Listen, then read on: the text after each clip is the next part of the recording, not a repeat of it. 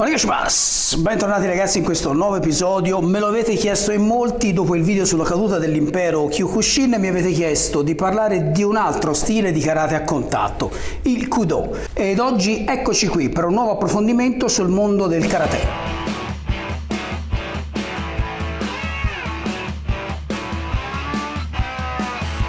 Il Kudo, per chi non lo sapesse, è un tipo di karate con combattimento a contatto pieno che mira a sviluppare un metodo di combattimento efficace e pratico. Probabilmente parliamo del karate con il sistema di combattimento più duro e completo che si possa trovare. Il Kudo, a causa della sua durezza nei combattimenti, si pratica con casco e guanti di protezione. È caratterizzato da tecniche di percussione in piedi, ma anche con tecniche di proiezioni, leve, bloccaggi e strangolamenti. Tutte tecniche che sono consentite anche nelle competizioni. Ma andiamo con ordine e scopriamo la storia che c'è dietro questo incredibile stile di karate. Il Daidojuku, questo è il nome iniziale di questo stile di karate, è un'organizzazione fondata nel 1981. Questo stile è stato codificato da Azuma Takahashi, un maestro di Kyokushin. Pensate che oggi il Kudo si trova in più di 100 località in Giappone ed è praticato in più di 50 paesi in tutto il mondo. Sebbene sia un'arte marziale creata dai giapponesi, è la Russia ad avere il più grande numero di atleti di Kudo. La Russia infatti supera di molto il numero dei praticanti giapponesi. Ma qui ci torneremo più avanti. Come vi ho già accennato, l'uomo che ha dato vita a quest'arte marziale è Takashi Azuma. Takashi nasce nel 1949 a Kasennuma in Giappone ed è stato di fatto il fondatore del Kudo. Azuma entra in contatto con le arti marziali per la prima volta quando entrò nel corso di judo della sua scuola mentre studiava filosofia all'età di 16 anni, nel 1965. Nel 1972, a 22 anni dopo il suo servizio nelle forze armate giapponesi, si unì al Kyokushin Karate sotto la guida del maestro Masutaka Oyama e grazie alla sua esperienza arrivò velocemente ad avere la direzione di un corso di Kyokushin all'Università di Waseda. Questo era un onore da parte sua, ma Azuma non si sentiva ancora pronto per gestire dei corsi avendo praticato per non molto tempo il Kyokushin, anche se era stato lo stesso Oyama a dargli questo incarico. Così Azuma chiese a Masoyama di poter approfondire, studiare anche per conto suo in modo personale per creare una scuola reale di combattimento, però sempre interna al Kyokushin. Il maestro Oyama però gli nega questo permesso, costringendo di fatto Azuma a fondare il suo stile di karate. Azuma fu così portato ad abbandonare il Kyokushin e a fondare la sua arte marziale. Questo perché non era soddisfatto di alcuni aspetti del Kyokushin. Se avete visto il mio video sulla caduta dell'impero Kyokushin avrete sicuramente le idee più chiare. Ve lo lascio a fine video in link per andare a vederlo se non lo avete ancora visto. Comunque, fra le tante cose che ho già segnalato nel video di cui vi ho parlato, in particolare Azuma era dell'opinione che nei combattimenti di Kyokushin i combattenti fisicamente più piccoli fossero sempre svantaggiati rispetto ai combattenti più grandi. Nel suo libro inoltre scrive che secondo lui le regole del contatto pieno del Kyokushin fossero molto limitate in realtà se applicate a un vero combattimento. Uno dei precetti fondamentali del Daidojuku era l'idea di creare uno stile di combattimento realistico, uno stile di combattimento versatile, uno stile di combattimento efficace che doveva comprendere tecniche offensive e difensive veramente efficaci e colpi in grado di neutralizzare l'avversario, tra cui pugni alla testa, gomitate, testate, proiezioni e leve articolari e altre tecniche combinate con il combattimento a terra.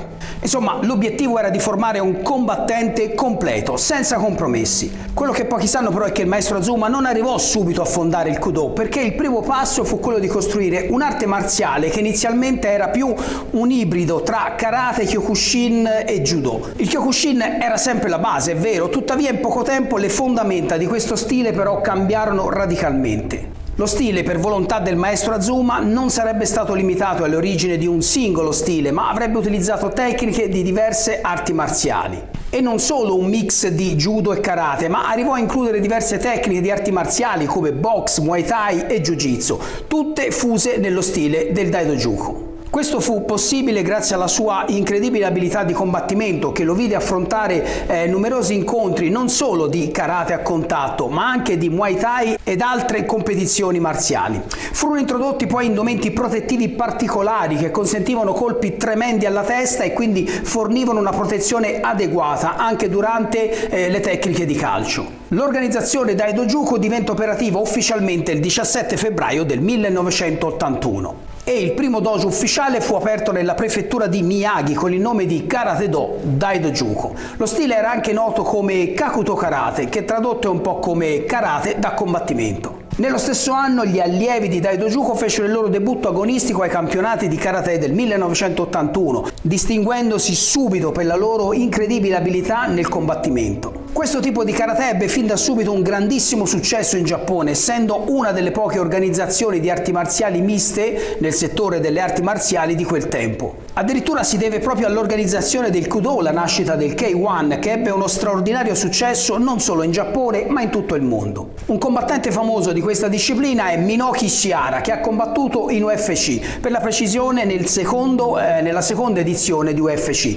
Minoki Ishihara è stato di fatto il primo combattente giapponese a partecipare all'interno dell'UFC, in un momento in cui le organizzazioni giapponesi di arti marziali erano un po' dubbiose se entrare a combattere in UFC. Negli anni 90 il Daidojuko organizzò eventi di combattimento misto aperti a tutti. Questi eventi erano nominati The Wars, che erano incentrati sul regolamento di karate a completo contatto e mettevano in mostra i migliori talenti del Daidojuko. Gli atleti e i combattenti di Daidojuko diventarono incredibilmente famosi e rispettati in tutto il Giappone e finivano spesso anche sulle copertine delle riviste più famose di arti marziali. Nel 2001 Takashi Azuma, fondatore e presidente del Daidojuko, tenne una conferenza stampa ufficiale e annunciò che lo stile promosso dal Daidojuko sarebbe stato da lì in avanti chiamato Kudo. Nello stesso anno il Daidojuko lanciò la prima competizione di campionato mondiale con grandissimo successo, lanciando così questo stile anche a livello internazionale. Basato sulla filosofia del Budo, il Kudo è esteso in tutto il mondo e tutti i suoi istruttori e leader sono certificati e registrati presso la Kudo International Federation. Questa è un'organizzazione di combattimento unica in termini di obiettivi di attività come organizzazione, educazione sociale, educazione fisica. Hanno ricevuto il supporto del Ministero giapponese dell'istruzione, della cultura, dello sport. Il 3 aprile 2021 però Azuma purtroppo morì di cancro allo stomaco. Molti pensarono che fosse la fine di questo stile, ma la carica di presidente della Daidojuko andò a Kenichi Osada e mai scelta poteva essere migliore. Definire Kenichi Osada un grande combattente è dire poco. È stato uno dei migliori combattenti degli anni 90, avendo al suo attivo, oltre a combattimenti in Kyokushin e Kudo, aveva combattuto anche nel settore kickboxing e Muay Thai. E in questi combattimenti aveva letteralmente distrutto i suoi avversari, arrivando ad avere il soprannome di Hitman. Infatti i lottatori di Kudo, grazie alla loro abilità a 360 gradi, erano soliti competere anche con altri stili di arti marziali, appunto come ho detto, come gli incontri con i praticanti di Muay Thai. Il Kudo è attualmente presente in più di 100 sedi in Giappone, viene praticato in più di 50 paesi in tutto il mondo. Ma come vi ho accennato all'inizio, è la Russia ad avere il maggior numero di atleti. Parliamo quindi del Kudo in Russia. Nel 1991 la prima sezione russa di Daidojuko Karate-do fu aperta a Vladivostok. Il fondatore dello stile, Azuma Takashi, visitò Mosca, tenne delle lezioni, tenne degli stage e dopodiché fu aperta lì una filiale estera della federazione. Il 7 luglio 1994 la federazione di Mosca di Daidojuko Karate-do fu ufficialmente registrata dal Dipartimento di Giustizia di Mosca e nel maggio 1994 un campionato mondiale fu organizzato e tenuto a Mosca. Era il primo torneo internazionale di Daidojuko che veniva svolto in Russia. I combattenti russi si rivelarono veramente devoti a questa arte marziale, veramente preparati, sfoggiando una preparazione di altissimo livello. In questo modo riuscirono a scalzare dalla vetta i campioni giapponesi e vinsero anche il campionato assoluto in Giappone nel 1996 con il campione russo Alexei Kononenko, che ottenne il primo posto nella manifestazione. Ma fu solo il primo di una lunga serie. Pensate che Alexei vincerà per ben 11 volte il campionato in Giappone dal 1996 al 2014, diventando un vero e proprio incubo per i giapponesi. Dato l'enorme successo del Kudo in Russia, anche in questo paese nel 2004 è stata fondata la Federazione Russa di Kudo. Un'altra menzione degna di nota risale al gennaio 2013, dove Roman Anaskin superò il sesto dan di Kudo, diventando il primo non giapponese a ricevere tale grado. Insomma, l'obiettivo del Kudo è quello di avvicinarsi il più possibile ad un combattimento molto realistico e reale. Il Kudo viene combattuto con pochissime regole e ha tecniche e azioni veramente brutali. Le tecniche di questo particolare stile di karate hanno tutti gli elementi di una vera lotta: combattimento in piedi, tecniche di proiezione, lotta e combattimento a terra. L'allenamento consiste in delle tecniche da ripetere, l'equivalente dei Kihon di karate, allenamento generale per il rinforzo e potenziamento fisico, sparring e tanto combattimento. I kata del Kyokushin che il maestro Azuma conosceva furono eliminati e non furono sostituiti da nessun'altra forma. Quindi di fatto il Kudo karate non ha nessun kata all'interno della sua pratica. I gradi e le cinture si ottengono sostenendo un esame, in particolar modo in base all'abilità e alla capacità di combattere e di adattarsi. I gradi del Kudo prevedono 10 kyu con vari step intermedi, con cinture che vanno in ordine dalla viola, blu, gialla, verde, marrone e nera. Nelle arti marziali tradizionali i gradi si ottengono principalmente imparando nuovi kata e nuovi Kihon. Nel Kudo invece si guadagnano le cinture sostenendo esami dove è previsto un Kihon dove si devono eseguire pugni e calci dimostrando un buon equilibrio durante l'esecuzione, dimostrare di saper utilizzare il movimento del corpo in varie tecniche e poi si passa allo Yakusoku Kumite dove vengono valutate le tecniche di chi attacca e di chi difende. In questi esercizi lo scopo è dimostrare la capacità di controllare la distanza, la buona forma e le basi della difesa. Sulle tecniche di difesa si deve sempre dimostrare di saper usare blocchi, parate, spostamenti, schivate, oscillazioni con il busto, passi indietro, prese, spinte e tecniche di arresto tramite calci frontali, per poi arrivare naturalmente alla prova di combattimento vero e proprio, dove si deve dimostrare di poter mettere in pratica tutte le tecniche acquisite nei fondamentali. E questo viene fatto di fatto in una prova di combattimento non collaborativa con contatto al 100%.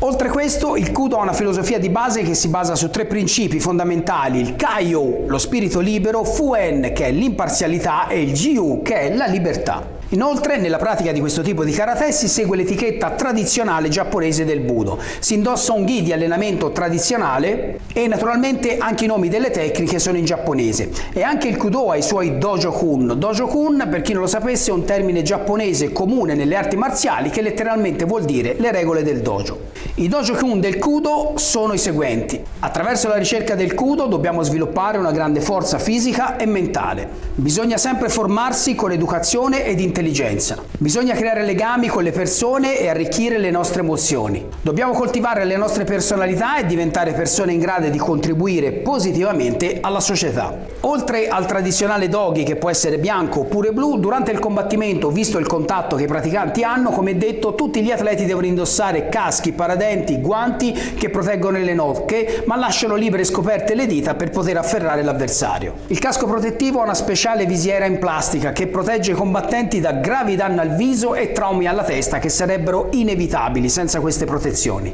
Un'altra particolarità del Kudo è che negli incontri competitivi gli atleti non sono classificati in base al peso, ma in base a un indice fisico che si ottiene dalla somma del peso in chilogrammi moltiplicato per l'altezza in centimetri. Questo sistema di divisione delle categorie in cui combattere è unico nel suo genere. Di solito in altri sport da combattimento, infatti, o altre arti marziali, le categorie in cui combattere vengono classificate in base all'altezza e al peso. Nel Kudo, come ho detto, è diverso e viene fatto perché si valuta non solo il peso e l'altezza, ma anche alcuni fattori come il braccio più lungo e quindi di avere o non avere un vantaggio sulle lunghe distanze. Assistere dal vivo a un incontro di Kudo è un'esperienza veramente elettrizzante. I colpi sono scagliati con una forza pazzesca e nonostante il casco protettivo i KO sono veramente frequenti. Anche se la vittoria in un incontro di Kudo può avvenire anche per assegnazione di un punteggio, per sottomissione, per strangolamento, ma molte volte si conclude appunto con un KO.